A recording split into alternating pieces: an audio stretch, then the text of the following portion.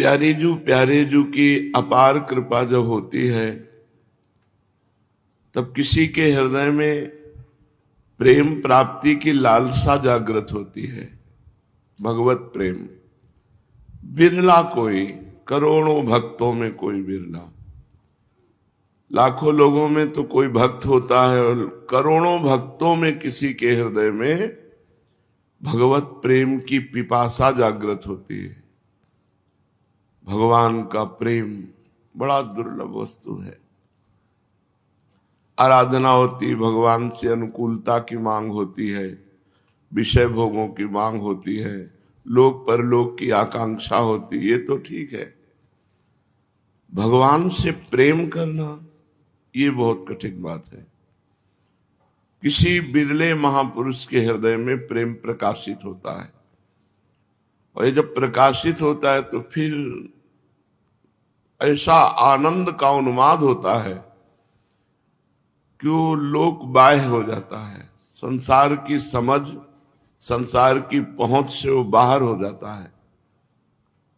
महाप्रभु चैतन्य देव तो प्रेमावतार ही है। वो कोई जीव थोड़ी है कि प्रकट होकर साधना की तो उनके हृदय में कृष्ण प्रेम जागृत हुआ, ऐसा नहीं। कृष्ण प्रेम ही मूर्तिमान चैतन्य महाप्रभु के रूप में है। जिसके हृदय में भगवत प्रेम उत्पन्न हो गया उसे फिर संसारी बातें अच्छी नहीं लगती। जैसे जिसकी जिह्वा मिश्री का स्वाद चख ले तो गुड़ के सीरा चाटने की इच्छा नहीं होती। ये संसार, ये भोगानंद जब तक भगवदानंद नहीं मिलता तभी तक अच्छा लगता है। स्थायी भगवत प्रेम होने पर मनुष्य सचमुच आनंद में पागल बन जाता है।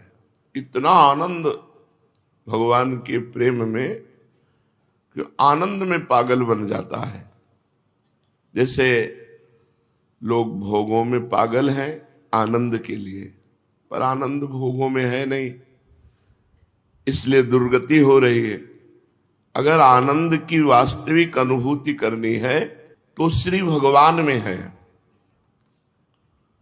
खूब नाम जप करो, भगवत लीला चरित्र सुनो, पवित्र आचरण, भगवान की शरण में, तो धीरे धीरे विषय प्रियता का नाश, पापों का नाश, हृदय का निर्मल होना, फिर भगवदानंद। और प्रेम तो इससे भी ऊंची बात है। जिसके हृदय में प्रेम प्राप्त होता है, प्रेम प्रकट होता है, सचमुच सचमुच वो आनंद में पागल बन जाता है। उसे इस बाह्य संसार का होश ही नहीं रहता। जिन्हें किन्हीं महापुरुष की कृपा से या किसी पुण्य स्थान के प्रभाव से क्षण भर के लिए भी प्रेमावेश हो जाता है, वह तो वास्तव में प्रेम की झलक है। जैसे पर्वत के शिखर के ऊपर बने हुए मंदिर की किंचन मात्र धुंधली सी चोटी देखकर कोसों दूर से कोई पथिक आनंद में उन्मत्त होकर नृत्य करने लगे कि हम तो पहुंच गए, नहीं अभी बहुत दूर है, वो ऊंचाई पर है, इसलिए ऐसा लगता है हम नजदीक आ गए। उसी दशा जो भगवत प्रेम की है, अगर कहीं भगवान की चर्चा सुनते हुए या भगवान की कोई करुण प्रसंग सुनते हुए थोड़ी देर के लिए रोना आ जाए तो ऐसा न समझे कि प्रेम आ गया। वो सात्विक सतोगुण भाव है, अभी प्रेम नहीं है। क्योंकि जब प्रेम प्रकट होगा तो कभी घटेगा नहीं। छिनई चढ़े छिन उतरे सो तो प्रेम न होई, अघट प्रेम पिंजर बसे, प्रेम कहावे सोई। छिनई घटे छिन बढ़े, थोड़ी देर भगवदानंद में हम रो रहे हैं, फिर विषय आनंद, ये अभी प्रेम नहीं है। प्रेम प्रतिक्षण वर्धमानम, प्रेम प्रतिक्षण बढ़ता है, घटता नहीं। छिनई घटे छिन बढ़े, सो तो प्रेम न हो। प्रेम कामना रहितम, कोई कामना नहीं हृदय में रह जाती। प्रेम सूक्ष्मतरम, बड़ा सूक्ष्म है। प्रेम अनुभव स्वरूपम, ये केवल अनुभव से ही जाना जा सकता है। प्रेम अनिर्वचनीयम, प्रेम वाणी के द्वारा वर्णन नहीं किया जा सकता। वास्तव में प्रेमी की स्थिति तो सदा एक ही रस रहती है। प्रेमी के हृदय में प्रतिक्षण अपने प्रीतम से मिलने की छटपटाहट रहती है। वह सदा अतृप्त बना रहता है। प्यारे के सिवा कुछ नहीं अच्छा लगता, न बोलना, न खाना, न पीना, न सोना, न जीना। बस वो अपने इष्ट में, अपने प्यारे में दीवाना हो जाता है, तन्मय हो जाता है। उसका प्रीतम उसे चाहे या ना चाहे, इसकी परवाह नहीं होती प्रेमी को। जिससे प्यार कर रहे हैं वो हमें चाहता है या नहीं, नहीं, हम उसे कितना चाहते हैं, इसकी परवाह प्रेमियों की नहीं होती कि हमारा प्रीतम हमें चाहता है कि नहीं। इस बात का वो स्वप्न में भी ध्यान नहीं करता कि वो हमें सुख देगा कि दुख देगा। वो तो अपने प्यारे की ही सर्वस्व स्मृति, परम धन स्मृति, बस अधीर बना रहता है। आंखों से आंसू और अपने प्यारे का चिंतन, दो ही काम रह जाते हैं। इक अंगी बिनु कारण ही, इक रस सदा समान। समर्थ प्रेम का स्वरूप है।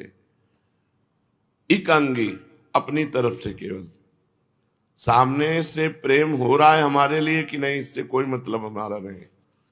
हम उन्हें प्राणपन से प्यार कर रहे हैं। इक अंगी बिनु कारण ही, क्यों प्यार कर रहे हैं? प्यार के लिए प्यार कर रहे हैं, कोई कारण नहीं है। इक रस सदा समान, तो वो सदा एक रस रहता है। गनय प्रिय ही सर्वस्व जो, सोई प्रेम प्रमाण। जो केवल अपने प्रीतम की स्मृति में ही डूबा है और कोई चाह नहीं, कोई प्रत्युत्तर नहीं, बोले इसे प्रेम कहते हैं।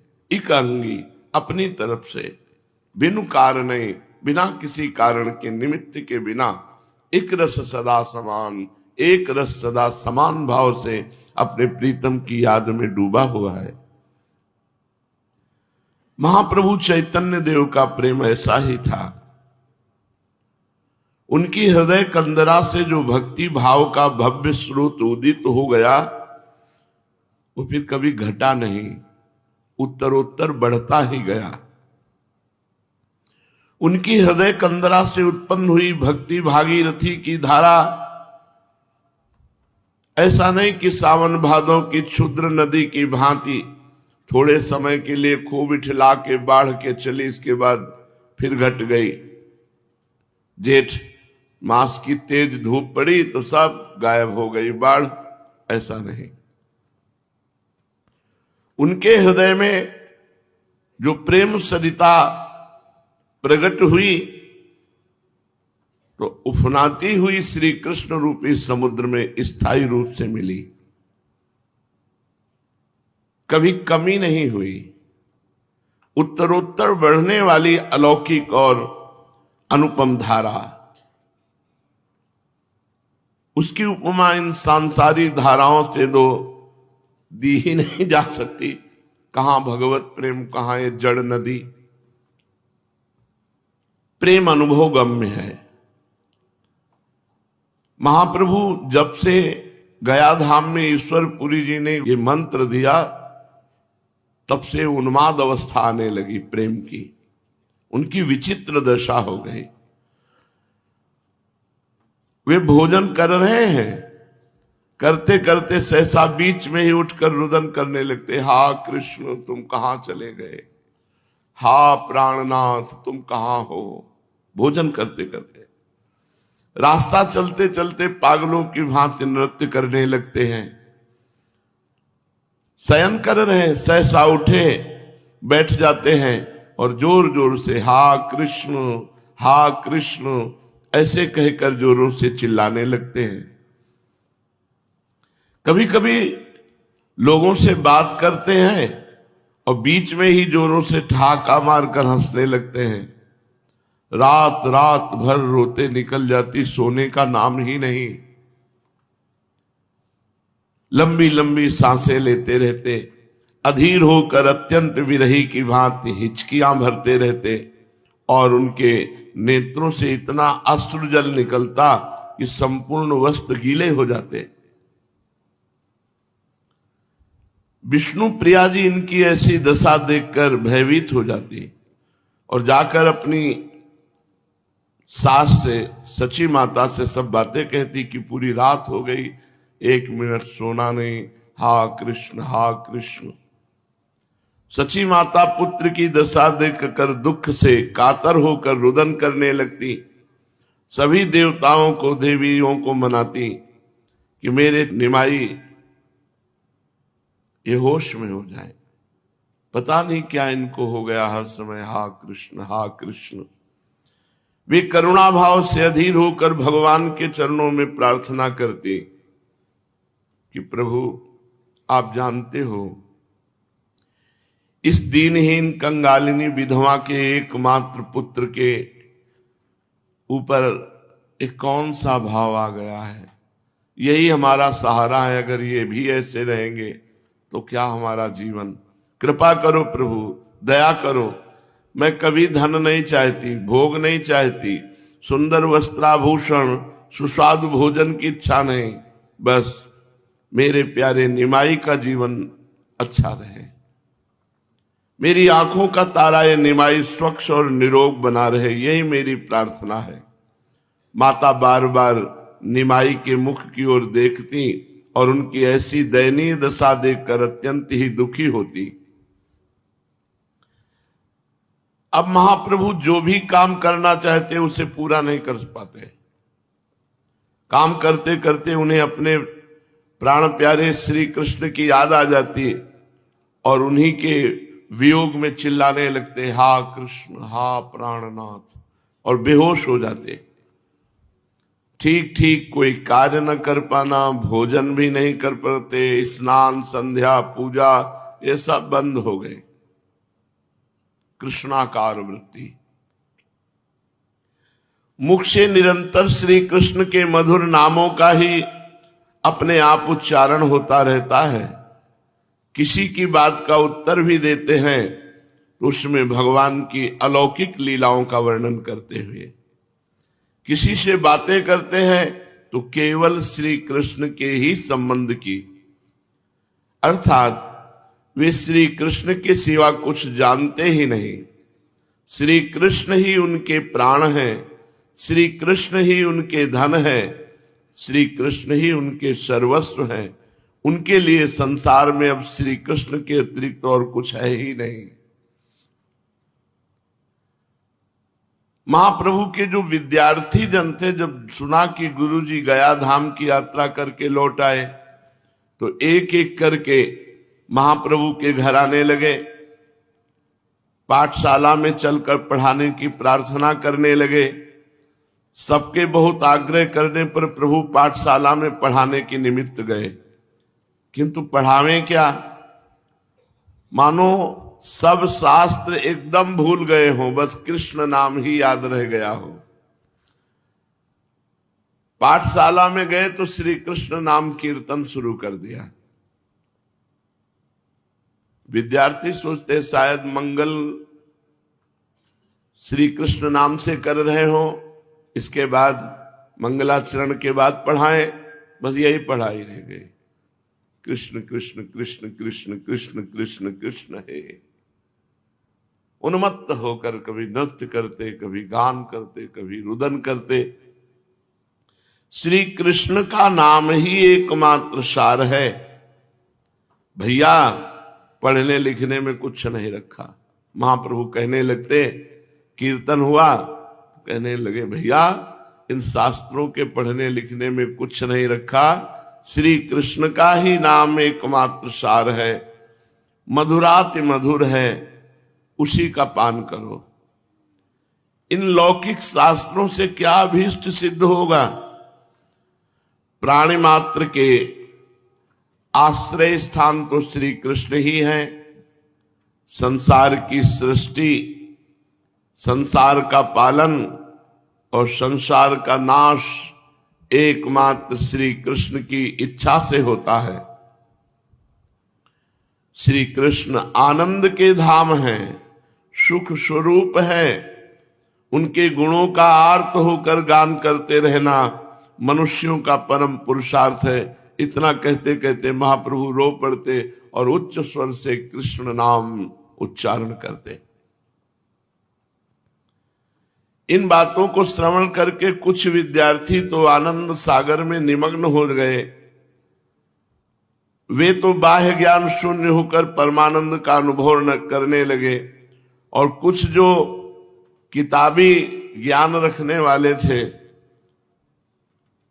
भट्टाचार्य और शास्त्री बनना चाहते थे, जिनके जीवन का एकमात्र चरम लक्ष्य था विद्वान बनना, समाज प्रिय बनना, वे कहने लगे गुरुजी आप ये क्या बातें कर रहे हैं, आप वो पढ़ाइए जो पहले पढ़ाते थे, हमें इन बातों से क्या प्रयोजन। हमें तो हमारा पाठ्य पुस्तक का पाठ पढ़ाइए। हम यहां पाठशाला में भक्ति तत्व की शिक्षा लेने के लिए नहीं आए हैं। हमें तो व्याकरण, अलंकार, न्याय आदि पुस्तकों के पाठकों को पढ़ाइए। जो पुस्तकों के पाठ है तो हम पाठक हैं, हमें वो पढ़ाइए। विद्यार्थियों की ऐसी बातें सुनकर महाप्रभु ने कहा भाई आज हमारा स्वास्थ्य ठीक नहीं है,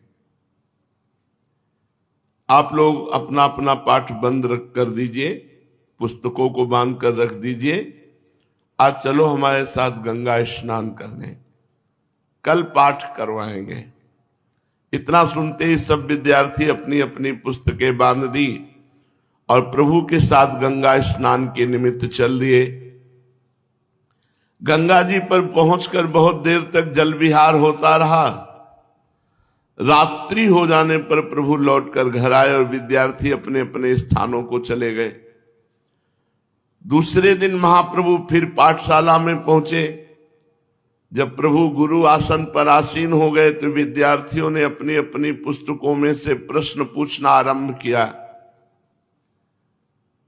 कोई विद्यार्थी पूछता सिद्ध वर्णों सामान्य बताइए। महाप्रभु बोले नारायण श्री कृष्ण ही सब वर्णों में सिद्ध वर्ण है। कोई पूछता वर्णों की सिद्धि किस प्रकार से होती है? महाप्रभु उत्तर देते श्री कृष्ण की दृष्टि मात्र से ही सब वर्ण सिद्ध हो जाते हैं। भगवदाकार उत्तर, केवल भगवदाकार। ऐसा उत्तर सुनकर कोई कोई विद्यार्थी कहता कि ये भक्ति भाव की बातें छोड़िए, जो ठीक बात शास्त्र में लिखी वो बताइए। महाप्रभु कहते ठीक बात तो यही है कि प्रतिक्षण श्री कृष्ण नाम का ही संकीर्तन करते रहना चाहिए। ये सुनकर सभी विद्यार्थी एक दूसरे की ओर, मुख की ओर देखने लगते। कोई तो चकित होकर महाप्रभु की श्रीमुख की ओर देखने लगता, कोई कोई धीरे से कह देता दिमाग में गर्मी चढ़ गई है। दूसरा उसे धीरे से धक्का देकर कहता नहीं ऐसा मत कहो। प्रभु अब जो उत्तर देते हो श्री कृष्ण परख उत्तर देते। बड़े बड़े विद्यार्थी कहने लगे आप ये तो न जाने कहां की व्याख्या कर रहे हैं, शास्त्र में तो ऐसी व्याख्या नहीं लिखी। महाप्रभु उत्तर देते मैं शास्त्रों का सार बता रहा हूं, किसी भी पंडित से जाकर पूछा हो वह सर्व शास्त्रों का सार श्री कृष्ण के चरण कमल की प्राप्ति ही बताएगा। विद्यार्थी बेचारे इनकी अलौकिक बातों का उत्तर दे ही क्या सकते थे। सब अपनी अपनी पुस्तकें बांधकर अपने अपने स्थान के लिए चले गए। कुछ समझदार और बड़े छात्र पंडित गंगादास जी की सेवा में पहुंचे। वे प्रणाम करके उनके समीप बैठ गए। कुशल प्रश्न के अनंतर आचार्य गंगादास ने उनके आने का कारण पूछा। दुखी होकर उन लोगों ने कहा, महाराज जी हम क्या बतावें, हमारे गुरुजी जब से गया से लौट के आए हैं उनकी विचित्र दशा हो गई है। वे कभी हंसते हैं कभी रोते हैं। पाठशाला में आते हैं तो पाठ पढ़ाने के लिए, किंतु पाठ न पढ़ाकर भक्ति तत्व का उपदेश देने लगते हैं। हम लोग व्याकरण, न्याय, अलंकार तथा साहित्य आदि किसी भी शास्त्र का प्रश्न करते हैं तो वे उसका कृष्ण परक उत्तर देते हैं। उनसे जो भी प्रश्न किया जाए उसी का उत्तर ऐसा देते हैं जो पाठ्य पुस्तक के एकदम विरुद्ध है। और पता नहीं क्या हो गया, कभी कभी पढ़ाते पढ़ाते रोने लगते हैं और कभी जोर से हा कृष्ण प्यारे, हा प्यारे, हा प्राण वल्लभ, पाहिमाम राधा वल्लभ, रक्षा करो रक्षा करो, ऐसा पुकारने लगते हैं। अब आप ही बताइए इस प्रकार हमारी पढ़ाई कैसे होगी। हम लोग घर बार छोड़कर केवल विद्या अध्ययन के निमित्त यहाँ पड़े हैं। यहाँ पर हमारी पढ़ाई लिखाई कुछ होती नहीं, उल्टे पढ़े लिखे को भूल जाते हैं। तो वो आपके हैं शिष्य, आप बुलाकर निमाई को समझा दीजिए, निमाई पंडित को, कि वो हमारा पाठ्यक्रम हमको पढ़ावें। पंडित गंगादास जी वैसे तो बड़े भारी नामी विद्वान थे, किंतु उनकी विद्या पुस्तकी ही विद्या थी। भक्ति भाव से एकदम कोरे थे। ईश्वर के प्रति उनका उदासीन भाव था। यदि ईश्वर होगा भी तो हुआ करे, हमें उससे क्या काम। समय पर भोजन कर लिया, विद्यार्थियों को पाठ पढ़ा दिया, बस यही हमारे जीवन का व्यापार है। कुछ कुछ इसी प्रकार के उनके विचार थे। महाप्रभु के भक्त हो जाने की बात सुनकर वो ठहाका मारकर हंसने लगे और विद्यार्थियों से कहने लगे, हाँ सुना तो है मैंने भी कि निमाई अब भक्त बन गए हैं। पंडित होकर उन पर यह क्या भूत सवार हो गया है।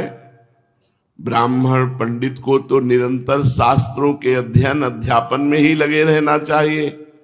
खैर, अब तुम लोग अपने अपने स्थानों को जाओ, कल उसे मेरे पास भेज देना, मैं उन्हें समझा दूंगा। मेरी बात को वो कभी नहीं टालते। इतना सुनकर विद्यार्थी अपने अपने स्थानों पर चले गए। दूसरे दिन प्रभु से विद्यार्थियों ने कहा, आचार्य गंगादास जी ने आपको अपने यहाँ बुलाया है, आगे आपकी इच्छा है, आज जाइए या फिर किसी दिन हो आइए। आचार्य गंगादास जी का बुलावा सुनकर प्रभु उसी समय 2-4 विद्यार्थियों को साथ लेकर उनके स्थान पर पहुंचे। वहां जाकर प्रभु ने अपने विद्या गुरु के चरणों की वंदना की। गंगादास जी ने भी उनका पुत्र की भांति आलिंगन किया और बैठने के लिए एक आसन की ओर संकेत किया। आचार्य की आज्ञा पाकर उनके बतलाए हुए आसन पर महाप्रभु बैठ गए। प्रभु के बैठ जाने पर साथ के विद्यार्थी भी पीछे एक ओर हटकर पाठशाला की बिछी हुई चटाइयों पर बैठ गए। प्रभु के सुखपूर्वक बैठ जाने पर वात्सल्य प्रेम प्रकट करते हुए आचार्य गंगादास जी ने कहा, भाई निमाई, तुम मेरे प्रिय विद्यार्थी हो, मैं तुम्हें पुत्र की भांति प्यार करता हूं। शास्त्रों में कहा है अपने प्यारे की उसके मुख पर बड़ाई न करनी चाहिए, क्योंकि ऐसा करने से उसकी आयु क्षीण होती है। किंतु यथार्थ बात तो कही ही जाती है। तुमने मेरी पाठशाला के नाम को सार्थक बना दिया। तुम जैसे योग्य विद्यार्थी को विद्या पढ़ाकर मेरा इतने दिनों का परिश्रम से पढ़ाना सफल हो गया। तुमने अपने प्रकांड पांडित्य द्वारा मेरे मुख को उज्जवल कर दिया। मैं तुमसे बहुत ही प्रसन्न हूं। आचार्य के मुख से अपनी इतनी प्रशंसा सुनकर प्रभु लज्जित भाव से नीचे की ओर देखते हुए चुपचाप बैठे रहे, कोई उत्तर नहीं दिया। आचार्य गंगादास जी फिर कहने लगे, योग्य बनने के अनंतर तुम अध्यापक हुए, तुमने पढ़ाने का कार्य भी यथेष्ट किया, जिससे तुम्हारी ख्याति प्राप्त हुई। तुम्हारे सभी विद्यार्थी सदा तुम्हारे शील स्वभाव की तथा पढ़ाने की सरल सुंदर प्रणाली की प्रशंसा करते रहे। वे लोग तुम्हारे सिवा दूसरे किसी के पास पढ़ना पसंद ही नहीं करते, किंतु कल उन्होंने आकर मुझसे तुम्हारी शिकायत की है। तुम उन्हें अब मनोयोग के साथ ठीक ठीक नहीं पढ़ाते हो, और लोगों ने भी मुझसे आकर कहा कि तुम भक्तों की भांति रोते गाते हो, हंसते कूदते हो। अरे कितने भारी विद्वान अध्यापक होकर तुम्हें ऐसी बातें शोभा नहीं देती। तुम विद्वान हो, समझदार हो, मेधावी हो, शास्त्रज्ञ होकर, हाँ कृष्ण है, देखो शास्त्रज्ञ है, इसे मूर्खता समझ रहे हैं। यही तो भगवान की बड़ी विचित्र माया है। ये ढोंग क्यों करते हो? उन्हें भक्ति ढोंग लग रही है, मूर्खता लग रही है, इसीलिए बड़े बड़े विद्वान भगवान के रहस्य को नहीं जान पाते। जो शास्त्रों की बातें तो जानते नहीं, विद्या बुद्धि से हीन है, तुम्हें इसकी क्या जरूरत है? तुम तो स्वयं विद्वान हो, बड़े बड़े लोग तुम्हारी विद्या बुद्धि पर ही मुक्त होकर के मुक्त कंठ से तुम्हारी प्रशंसा करते हैं, सर्वत्र तुम्हारी प्रतिष्ठा है, फिर तुम ऐसे अशास्त्रीय आचरणों को क्यों करते हो? ठीक ठीक बताओ क्या बात है। सब बातें सुनकर भी महाप्रभु चुप रहे, उन्होंने किसी भी बात का कोई उत्तर नहीं दिया। गंगादास जी ने अपना व्याख्यान समाप्त नहीं किया, फिर वे कहने लगे, तुम्हारे नाना नीलांबर चक्रवर्ती एक नामी पंडित हैं, तुम्हारे पूज्य पिता भी प्रतिष्ठित पंडित थे, तुम्हारे मातृकुल और पितृकुल में सनातन से पांडित्य चला आया है, तुम स्वयं भारी विद्वान हो, तुम्हारी विद्या बुद्धि से ही मुग्ध होकर सनातन मिश्र जैसे राज पंडित ने अपनी पुत्री का विवाह तुम्हारे साथ किया है। नवद्वीप की विद्वान मंडली तुम्हारा यथेष्ट सम्मान करती है, विद्यार्थियों को तुम्हारे प्रति पूर्ण सम्मान के भाव है, फिर तुम मूर्खों जैसा तुम किस मूर्ख की चक्कर में आ गए? बड़े बड़े विद्वान भी भगवान की भक्ति का रहस्य नहीं जानते। देखो बेटा, अध्यापक का पद पूर्व जन्म के बड़े भाग्य से मिलता है। तुम उसके काम में असावधानी करते हो, ये ठीक नहीं। बोलो उत्तर क्यों नहीं देते? अच्छी तरह आज से पढ़ाया करो। नम्रता के साथ महाप्रभु ने कहा, आपकी आज्ञा पालन करने की भरसक चेष्टा करूंगा। क्या करूं? मेरा मन मेरे वश में नहीं है, कहना चाहता हूं कुछ, मुंह से निकलता है कुछ, करना चाहता हूं कुछ, हो कुछ और रहा है। अब कितनी कम शब्दों में स्थिति बता दे, लेकिन इनकी समझ में नहीं आएगी, क्योंकि ये विद्वान है। गंगादास जी ने प्रेम के साथ कहा, सब ठीक हो जाएगा, चित्त को एकाग्र रखो। तुम तो समझदार आदमी हो, मन को वश में करो, सोच समझ कर बात का उत्तर दो। कल से खूब सावधानी रखना, विद्यार्थियों को खूब मनोयोग के साथ पढ़ाना। अच्छा समझ गए? महाप्रभु ने कहा, जो आज्ञा।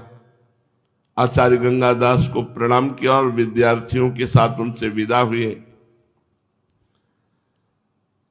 जिन नयनों में प्रीतम की छवि समा गई, जिस हृदय मंदिर में श्री कृष्ण की परमोज्वल परम प्रकाश युक्त श्रीअंग शोभा स्थापित हो गई, भला उसमें दूसरे के लिए भी स्थान कहाँ?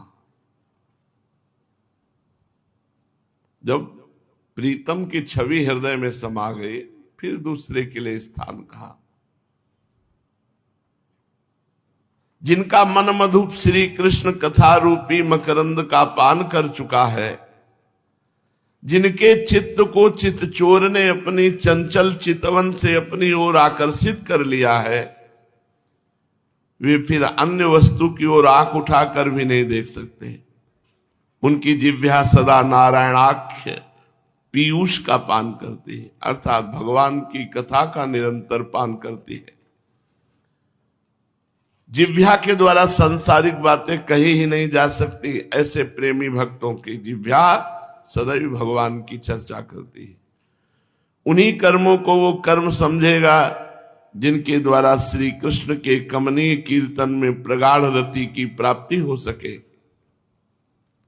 उसकी विद्या, बुद्धि, वैभव और संपदा, मेधा सभी एकमात्र श्री कृष्ण कथा ही है। महाप्रभु चैतन्य देव का चित्त अब इस मृत्यु लोक में नहीं रहा, कृष्णमय हो चुका, चित्त कृष्णाकार हो गया, प्राण कृष्ण रूप बन चुके, मन का उनके मनोहर गुणों के साथ तादात्म्य हो चुका, चित्त उस माखन चोर की चंचलता में समा गया, वाणी उसके गुणों के गुलाम बन गई।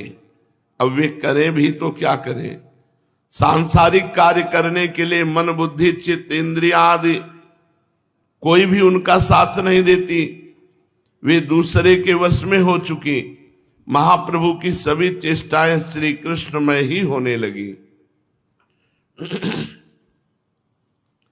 आचार्य गंगादास जी की मधुर और वात्सल्यपूर्ण भर्त्सना के कारण वो खूब सावधान होकर घर से पढ़ाने के लिए चले। दूसरे दिन विद्यार्थियों ने अपने गुरुदेव को आते देखकर उनके चरण कमलों में साष्टांग प्रणाम किया। सभी आराम से बैठ गए। विद्यार्थियों का पाठ आरंभ हुआ। किसी विद्यार्थी ने पूछा, अमुक धातु का किस अर्थ में प्रयोग होता है और अमुक लकार में उसका कैसा रूप बनेगा? भावावेश में आकर महाप्रभु कहने लगे, सभी धातुओं का एक श्री कृष्ण के ही नाम में समावेश हो सकता है। शरीर में जो सप्त धातु है और भी संसार में जितनी धातु सुनी कही जा सकती हैं, सभी के आदि कारण भगवान श्री कृष्ण ही हैं। उनके अतिरिक्त कोई अन्य धातु हो ही नहीं सकती। सभी स्थितियों में उनके समान ही रूप बनेंगे। पूछा था कि इस अमुक धातु का क्या अर्थ है और उसमें लकार होगा तो कैसा रूप बनेगा? महाप्रभु ने कहा, सब धातुओं का अर्थ श्री कृष्ण है और श्री कृष्ण का रूप समान होता है। भगवान का रूप नील श्याम है। उनके श्री विग्रह की कांत नवीन जलधर की भांति एकदम स्वच्छ हल्के नीले रंग की सी है। उसे वैडूर्य या घन की उपमा तो शाखा चंद्र न्याय से दी जाती है। असल में तो वो अनुपमेय है। किसी भी संसारी वस्तु के साथ भगवान के रूप की उपमा दी ही नहीं जा सकती। प्रभु के ऐसे उत्तर को सुनकर विद्यार्थी कहने लगे, आप तो फिर वैसी ही बातें कहने लगे। धातु का यथार्थ अर्थ बताइए। पुस्तक में जो लिखा है उसी के अनुसार कथन कीजिए। महाप्रभु ने अधीरता के साथ कहा, धातु का यथार्थ अर्थ तो यही है जो मैं कर रहा हूं। इसके अतिरिक्त मैं और कुछ कह ही नहीं सकता। मुझे तो इसका वही अर्थ मालूम पड़ता है, आगे आप लोग जैसा समझें। इस पर विद्यार्थियों ने कुछ प्रेम के साथ अपनी विवशता प्रकट करते हुए कहा, आप तो हमें ऐसी विचित्र विचित्र बातें बताते हैं, हम अब याद क्या करें? हमारा काम कैसे चलेगा? इस प्रकार हमारी विद्या कब समाप्त होगी और इस तरह से हम किस प्रकार विद्या प्राप्त कर सकते हैं? प्रेम के आवेश में आकर महाप्रभु कहने लगे, सदा याद करते रहने की तो एक ही बात है। सदा सर्वदा सर्वत्र श्री कृष्ण के सुंदर नामों का ही स्मरण मात्र से प्राणी मात्र का कल्याण हो सकता है। सदा उसी का स्मरण करते रहना चाहिए। आहा, जिन्होंने पूतना जैसी बाल घातनी को, जो अपने स्तनों में जहर लपेटकर बालकों के प्राण हर लेती थी, उस क्रूर कर्म करने वाली राक्षसी को भी सदगति प्रदान की। उन श्री कृष्ण की लीलाओं का चिंतन करना ही मनुष्यों के लिए परम कल्याण का साधन हो सकता है। जो दुष्ट बुद्धि से भी श्री कृष्ण का स्मरण करते थे, जो उन्हें शत्रु रूप से विद्वेष के कारण मारने की इच्छा से उनके पास आए थे, वे अघासुर, बकासुर, शक्टासुर आदि पापी भी उनके जगत पावन दर्शनों के कारण इस संसार सागर से बात की बात में पार हो गए, जिससे योगी लोग करोड़ों वर्ष तक की समाधि लगाकर भांति भांति के साधन करते रहने पर भी नहीं तर सकते। उन श्री कृष्ण के चारु चरित्रों के अतिरिक्त चिंतनीय चीज और हो ही क्या सकती है। श्री कृष्ण कीर्तन से ही उद्धार होगा। श्री कृष्ण कीर्तन ही सर्व सिद्धि प्रद है, उसके द्वारा प्राणी मात्र का कल्याण हो सकता है। श्री कृष्ण कीर्तन ही शाश्वत शांति का एकमात्र उपाय है, उसी के द्वारा मनुष्य सभी प्रकार के दुखों से परित्राण पा सकता है। तुम लोगों को उन्हीं श्री कृष्ण की शरण में जाना चाहिए। इनकी ऐसी व्याख्या सुनकर सभी विद्यार्थी रुदन करने लगे। महाप्रभु के भाव को देख करके वो सब विषय भूल गए, श्री कृष्ण को ही अपना आश्रय स्थान समझकर उन्हीं की स्मृति में अश्रु विमोचन करने लगे। उनमें से कुछ उतावले और पुस्तकी विद्या को परम साध्य समझने वाले छात्र कहने लगे, हमें तो पुस्तक के अनुसार उसकी व्याख्या बताइए, उसे ही पढ़ने के लिए हम यहां आए हैं। प्रभु अब कुछ कुछ स्वस्थ हुए, थोड़ा थोड़ा बाह्य ज्ञान होने लगा, इसलिए विद्यार्थियों के ऐसा कहने पर आपने रोते रोते उत्तर दिया, भैया हम क्या करें, हमारी प्रकृति स्वस्थ नहीं है, मालूम पड़ता है हमें फिर वही पुराना वायु रोग हो गया है। हम क्या कह जाते हैं इसका हमें स्वयं पता नहीं। अब हमसे इन ग्रंथों का अध्यापन न हो सकेगा, आप लोग जाकर किसी दूसरे अध्यापक से पढ़ें, अब हम अपने बस में नहीं रहे। प्रभु के ऐसा कहने पर विद्यार्थी फूट फूट कर रोने लगे और विलाप करते हुए करुण कंठ से प्रार्थना करने लगे, गुरुदेव अब हम कहां जाएं, हम निराश्रयों के आप ही एकमात्र आश्रय हैं, हमें आपके समान वात्सल्य प्रेम दूसरे किसी अध्यापक में मिल सकेगा क्या?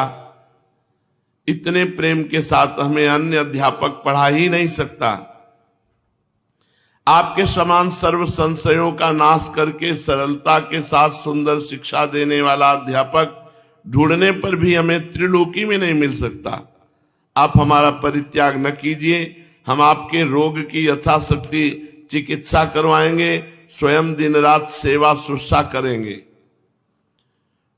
उनकी आर्तवाणी सुनकर प्रभु की आंखों में से अश्रु की धारा बहने लगी और रोते रोते कहा, भैया तुम लोग हमारे बाह्य प्राणों के समान हो, तुमसे संबंध विच्छेद करते हुए हमें स्वयं अपार दुख हो रहा है, किंतु हम क्या करें, हम तो विवश हैं, अब हमारे में पढ़ाने की शक्ति नहीं रह गई। नहीं तो तुम्हारे जैसे परम बंधुओं के सहवास को सुख स्वेच्छा पूर्वक कौन सत्पुरुष छोड़ सकता है। विद्यार्थियों ने दीन भाव से कहा, आज न सही तो स्वस्थ होने पर आप हमें पढ़ावें, हमारा परित्याग न कीजिए, यही हमारी श्री चरणों में विनम्र प्रार्थना है। आप ही हमारी इस जीवन नौका के एकमात्र आश्रय हैं, हमें मझधार में ही बिलखता हुआ छोड़कर आप ऐसा न कहिए। महाप्रभु ने गदगद कंठ में कहा, भैया ये रोग ठीक होने वाला नहीं है, ये जो हमें रोग हुआ है असाध्य है, अब इससे छुटकारा पाने की आशा ही नहीं रह गई है। किसी दूसरे के सामने तो बताने की बात नहीं, किंतु तुम तो अपनी आत्मा ही हो, तुमसे छिपाने योग्य तो कोई बात हो ही नहीं सकती। असल बात यह है कि अब हम पढ़ाने का या किसी अन्य काम के करने का यत्न करते हैं तो एक श्याम वर्ण का नव किशोर हमारी आंखों के सामने आकर बड़े ही सुंदर स्वर में मुरली बजाने लगता है उस मुरली की विश्व विमोहिनी तान को सुनकर हमारा चित्त व्याकुल हो जाता है और हमारी सब सुध बुध भूल जाती है। हम पागल की भांति मंत्र मुग्ध से हो जाते हैं। फिर हम दूसरा कोई काम करें तो कैसे करें? इतना कहकर महाप्रभु फिर जोरों के साथ फूट फूट कर रोने लगे। उनके रुदन के साथ ही विद्यार्थियों की भी आंखों में अश्रुधारा आ गई और विद्यार्थी भी रुदन करने लगे। संजय महाशय का चंडी मंडप विद्यार्थियों की रुदन के कारण गूंजने लगा। इस करुणापूर्ण क्रंदन ध्वनि को सुनकर शास्त्रों नर नारी दूर दूर से वहां आकर एकत्रित हो गए। प्रभु अब कुछ कुछ प्रकृतिस्थ हुए। अश्रु विमोचन करते हुए उन्होंने कहा, मेरे प्राणों से भी अधिक प्यारे छात्रों, अपनी अपनी पुस्तकें बांध लो। आज से हमारा अध्यापन कराना बंद। आज से मैं कभी नहीं पढ़ा पाऊंगा तुम लोगों को। हम आज से अध्यापक नहीं रहे, न तुम हमारे शिष्य रहे। अब हम सब श्री कृष्ण के सखा हैं। सभी मिलकर हमें ऐसा आशीर्वाद दो जिससे हमें श्री कृष्ण प्रेम प्राप्त हो सके। तुम सभी हमें हृदय से स्नेह करते हो। तुमसे हम यही दीनता के साथ भीख मांगते हैं कि हमें श्री कृष्ण प्रेम प्राप्त हो। अपने शिष्यों से कह रहे हैं। प्रभु के मुख से ऐसी दीनता पूर्ण शब्द सुनकर सभी विद्यार्थी बेहोश से हो गए। प्रभु ने फिर कहा, मैं अंतिम बार तुम लोगों से कहता हूं, तुम लोग पढ़ना न छोड़ना। कहीं दूसरी जगह जाकर अच्छा अध्यापक देख करके पढ़ना। रोते हुए विद्यार्थियों ने कहा, अब हमें ना तो कहीं आप जैसा अध्यापक मिलेगा और ना कहीं अन्यत्र पढ़ने ही जाएंगे। अब तो ऐसा ही आशीर्वाद दीजिए कि आपके श्रीमुख से जो भी कुछ पढ़ा है वही स्थायी बना रहे और हमें किसी दूसरे के समीप जाने की जिज्ञासा ही उत्पन्न न हो। अब तो हमें अपने चरणों की शरण प्रदान कीजिए। आपके चरणों की सदा स्मृति बनी रहे, यही अंतिम वरदान प्रदान कीजिए। ये कहकर सभी विद्यार्थियों ने प्रभु को एक साथ ही साष्टांग प्रणाम किया और प्रभु ने भी सबको पृथक पृथक गले से लगाया। वे सभी बड़भागी विद्यार्थी प्रभु के प्रेम पूर्ण आलिंगन से कृतकृत्य हो गए और जोरों से हरि बोल कहकर हरि नाम की तुमुल ध्वनि करने लगे। प्रभु ने उन विद्यार्थियों से कहा, भैया हम लोग इतने दिनों तक साथ साथ रहे, हमारा तुम लोगों से बहुत ही अधिक घनिष्ठ संबंध रहा। तुम ही हमारे परम आत्मी तथा सुहृद हो। एक बार तुम सभी एक स्वर से मिलकर क्या मंगलमय श्री कृष्ण के नाम का कीर्तन सुना सकते हो? सब लोग मिलकर के कीर्तन करो। विद्यार्थियों ने अपनी असमर्थता प्रकट करते हुए कहा, प्रभु हम संकीर्तन क्या जाने, हमें तो न्याय व्याकरण अलंकार यही बातें आती हैं। संकीर्तन कैसे किया जाता है? यदि आप हमें सिखा दें तो मैं आपको अभी सुना दूं। प्रभु ने सरलता के साथ कहा, कृष्ण कीर्तन करने में कोई कठिनता थोड़ी होती है, बहुत ही सरल है। तुम लोग बड़ी ही आसानी के साथ कर सकते हो। देखो मैं गा रहा हूं, वैसे तुम गाओ। हरे हरे हरि हरे नमः, कृष्ण यादवाय नमः, गोपाल गोविंद राम श्री मधुसूदन। प्रभु ताली बजाते, ऐसे भगवान के नाम करते। प्रभु की बताई हुई विधि के अनुसार वैसे विद्यार्थी नाम कीर्तन करने लगते। अब तो हाथ की तालियां बजने लगी और संकीर्तन सुमधुर स्वर से होने लगा। पूरा चंडी मंडप नाम कीर्तन से गूंज रहा है। जहां पहले पाठशाला थी वहां नाम कीर्तन, सबसे पहला नाम संकीर्तन यहां प्रारंभ हुआ चंडी मंडप पे। जो इतने विद्यार्थी सब नाम कीर्तन जोर से कर रहे थे, प्रभु तो भावावेश में हो गए। कीर्तन की सुमधुर ध्वनि से दिशा विदिशाएं गूंजने लगी और हाथ की तालियां। चंडी मंडप में मानो आनंद का सागर उमड़ पड़ा। दूर दूर से मनुष्य अपने आप को भूल करके और विद्यार्थियों के मुंह से जो भगवान नाम निकल रहा था वो सभी भगवान नाम उच्चारण करने लगे। मानो स्थावर जंगम चर अचर सभी मिलकर कली पावन महाप्रभु चैतन्य देव के बीच में उपस्थित देख सब नाम कीर्तन कर रहे। पहला नाम कीर्तन। भावावेश में बहुत देर तक महाप्रभु नाचते रहे, हरि बोल हरि बोल, खूब कीर्तन हुआ। धीरे धीरे महाप्रभु कुछ स्वस्थ हुए, ताली बजना कम हुआ। फिर महाप्रभु ने इशारा किया संकीर्तन विश्राम का। प्रभु के चुप हो जाने पर सभी विद्यार्थी तथा दर्शनार्थी चुप हो गए। फिर भी प्रभु के नेत्रों से तो आंसू अब भी बह रहे थे। प्रभु ने एक बार फिर सब विद्यार्थियों को गले से लगाया। सभी विद्यार्थी फूट फूट कर रो रहे थे। कोई कह रहा था, हमारे प्राणों के सर्वस्व हमें इसी प्रकार मझधार में न छोड़ दीजिएगा।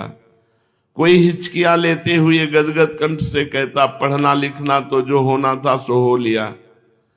आपके हृदय के किसी कोने में हमारी स्मृति बनी रहे, यही हमारी प्रार्थना है।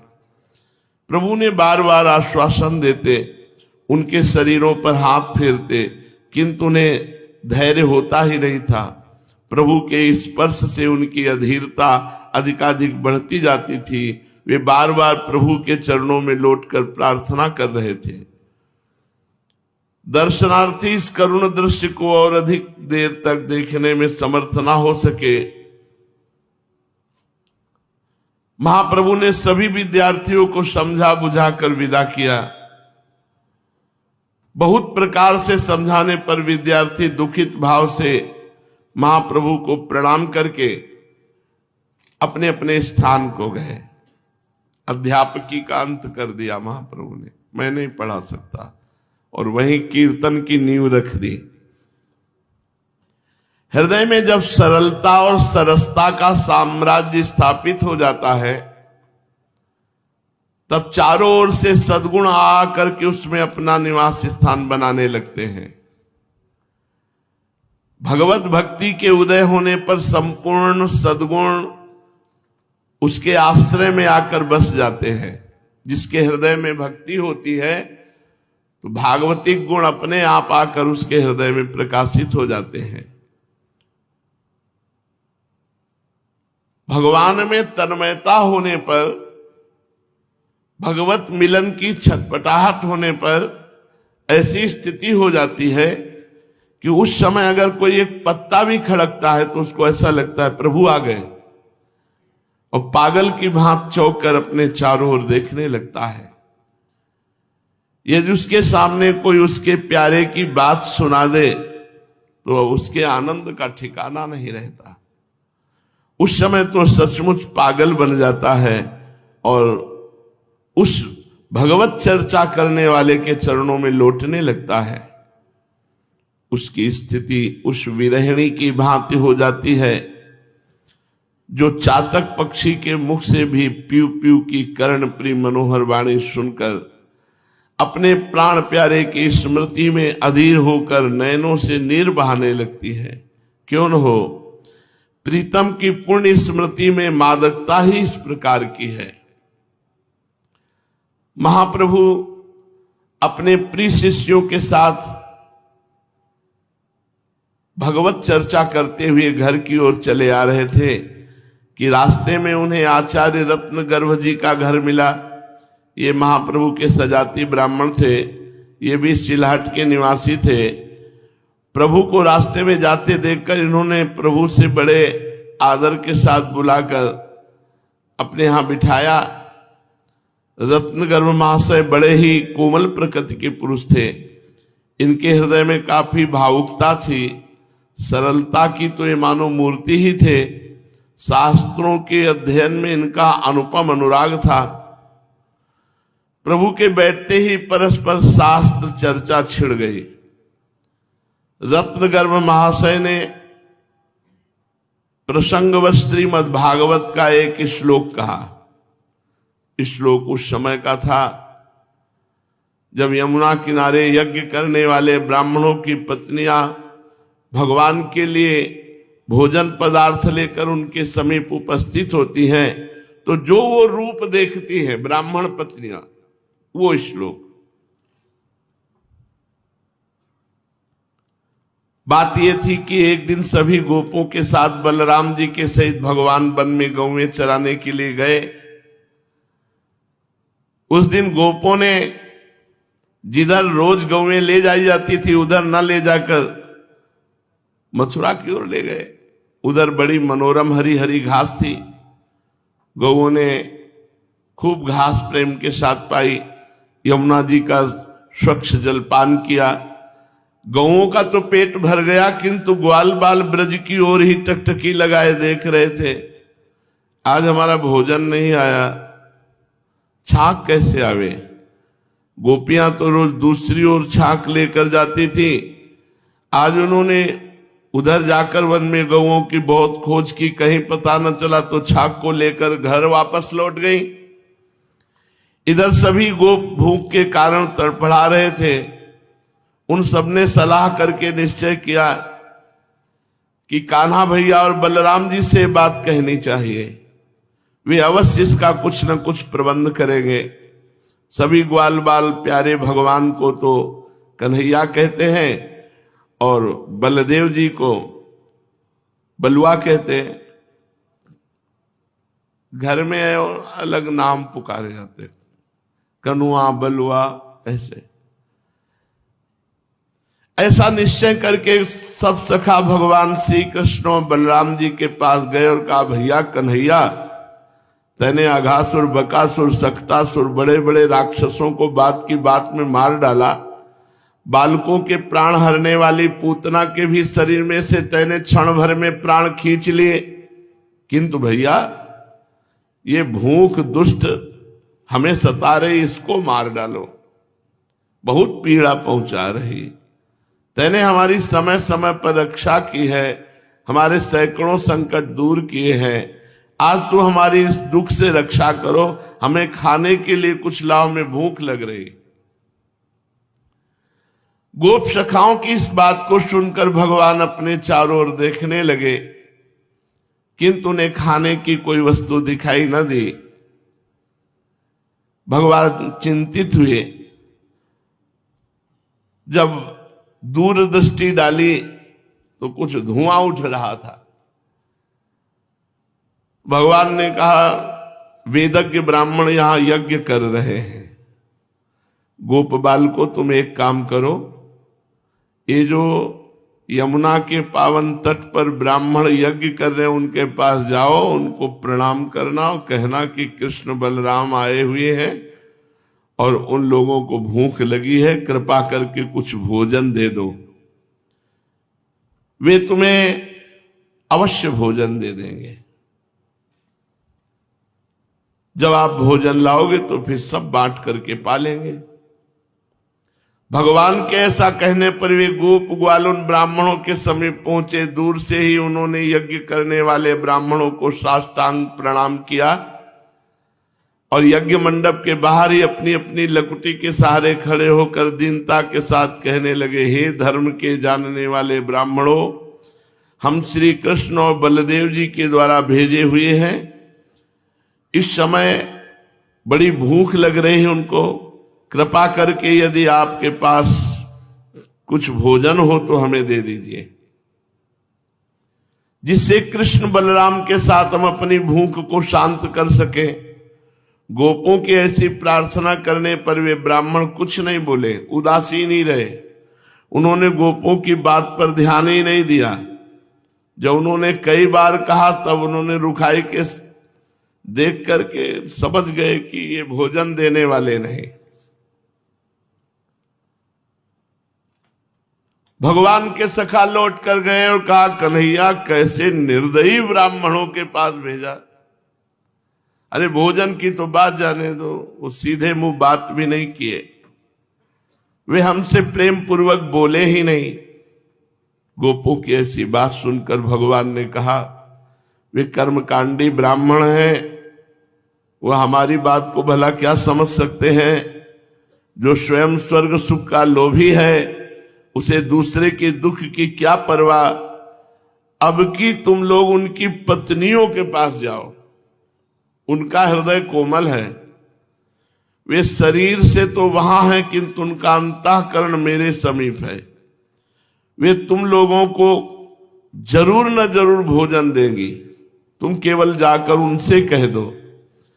इस बात को सुनकर गिड़गिड़ाते हुए गोपों ने कहा, भैया कन्हैया, हम तेरे कहने से और तेरे सभी काम कर सकते, किंतु हम स्त्रियों के बीच में नहीं जाएंगे। आप जानते हैं ब्राह्मणों से मांगा तो बात नहीं, कि स्त्रियों से मांगे तो कहीं डंडा न मिले। भगवान ने हंसते हुए कहा, नहीं नहीं, वो बड़ी भक्ता है, मेरी जान पहचान है, मेरे नाम से तो वे ही जी रही है। जाओ तुम केवल कह दो, सब कुछ मिल जाएगा।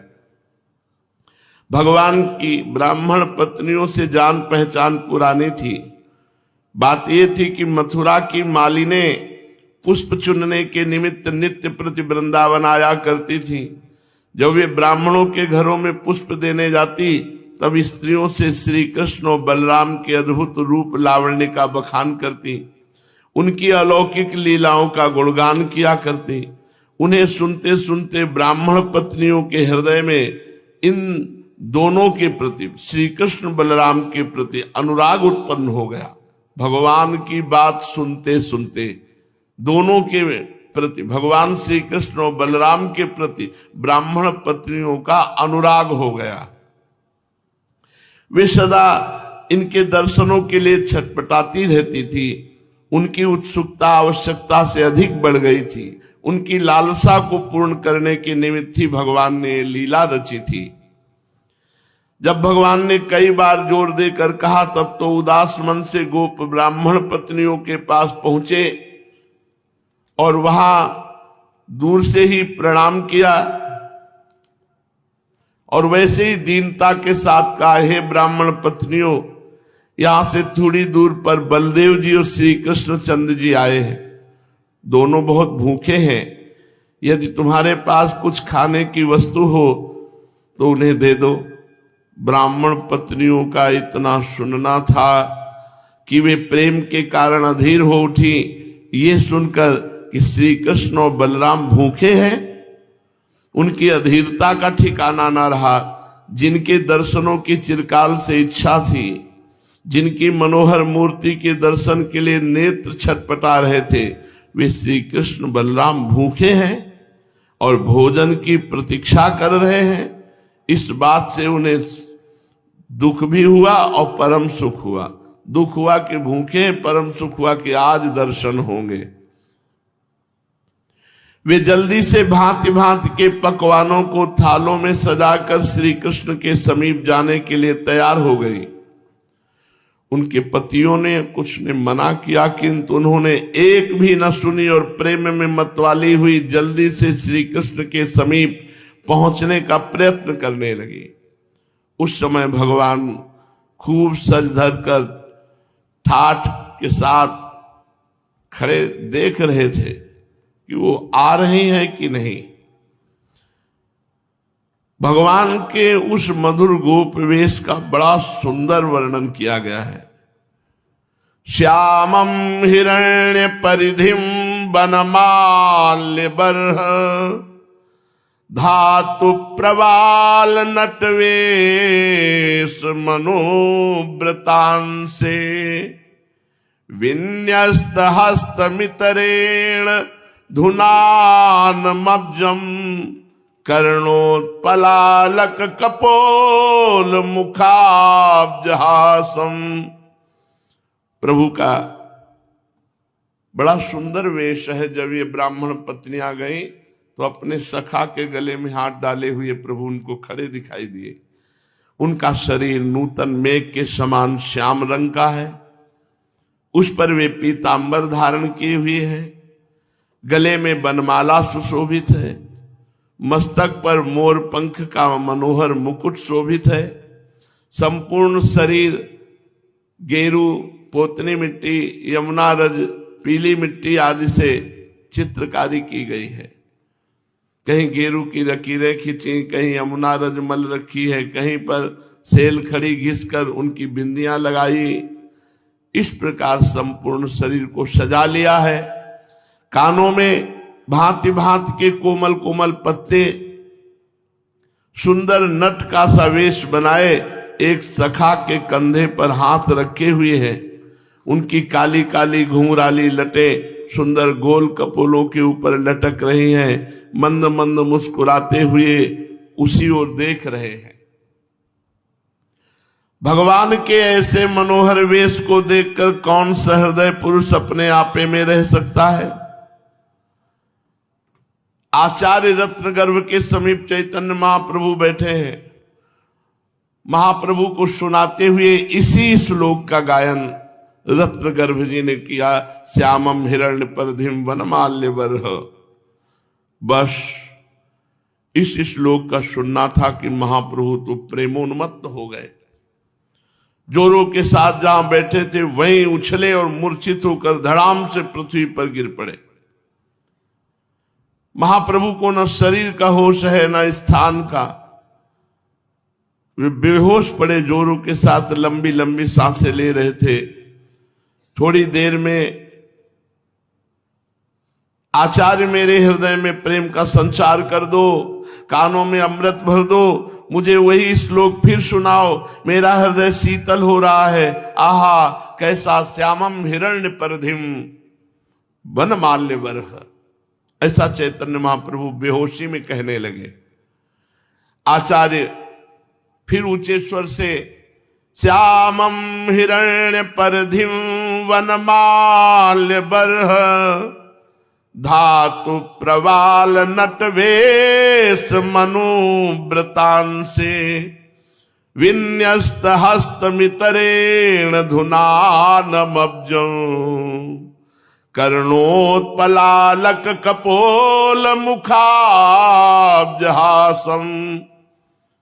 दूसरी बार इस श्लोक का सुनना था कि महाप्रभु जोर जोर से फूट फूट कर रोने लगे। इनके रुदन को सुनकर आसपास के बहुत से आदमी वहां एकत्रित हो गए। सभी प्रभु की ऐसी दशा देखकर चकित हो गए। आज तक किसी ने भी ऐसा प्रेम का आवेग किसी पुरुष में नहीं देखा कि प्रभु की रूप माधुरी वाला श्लोक सुनते ही यह दशा हो जाए। प्रभु के कमल के समान दोनों नेत्रों की कोर से सावन भादों की वर्षा की भांति शीतल शीतल अश्रुकण गिर रहे हैं।